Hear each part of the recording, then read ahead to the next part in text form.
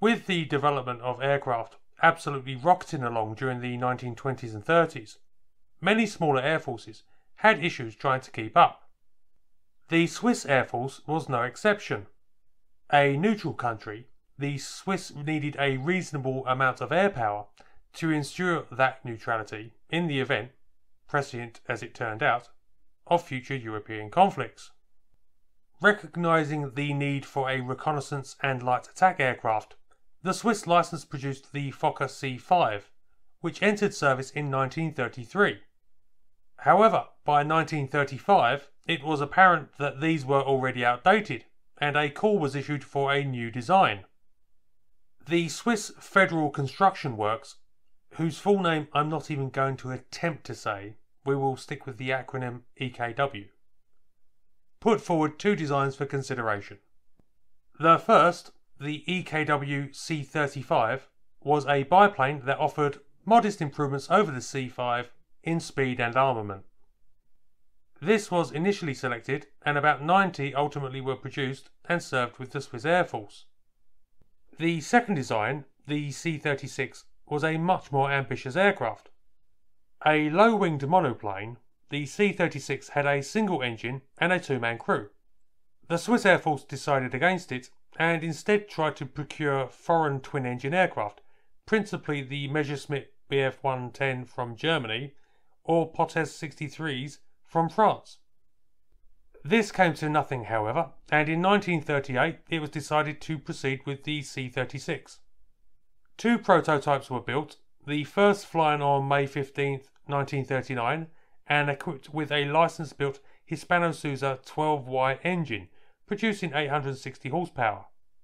The second prototype model was equipped with a more powerful engine version that produced 1000 horsepower. It was this that would be selected as the basis for the initial production model.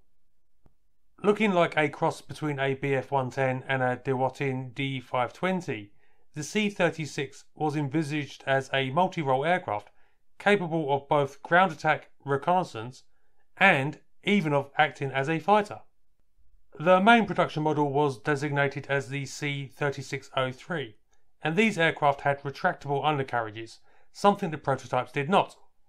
Armament was a 20mm Oerlikon cannon firing through the engine block, two 7.5mm machine guns in the wings, and twin machine guns in the rear cockpit for the observer.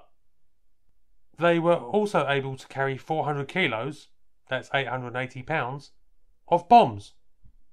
The C-3603's top speed was listed as 296 miles per hour, which wasn't too terrible when compared to other attack aircraft of its day. The C-36 entered service in 1942 and was soon in use patrolling the skies over Switzerland, supplementing the Bf-109s and license-built Morane fighters that were the mainstay of the Swiss air defence. This was a serious business. Under the Geneva Convention, the Swiss, to maintain neutrality, were supposed to deny the use of their airspace to warring nations and either warn off or shoot down any such intruders. The reality was somewhat more nuanced than that, but by 1943 Swiss aircraft did occasionally shoot down Allied aircraft in their airspace, which is somewhat understandable when Allied bombers occasionally hit Swiss cities by mistake. And it was not all one way.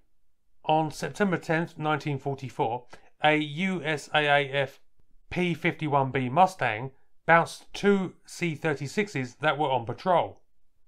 The pilot, Second Lieutenant Kenneth L. Hobson, was credited for the kill of an, quote, unidentified aircraft, but the Swiss recalled both of their aircraft returned safely, if no doubt somewhat upset. In total, 158 of the C-3603s were built, with an additional 13 C-3604s, which had an additional 220mm cannon mounted in the wings. Total production was 175, including prototypes and trainer aircraft.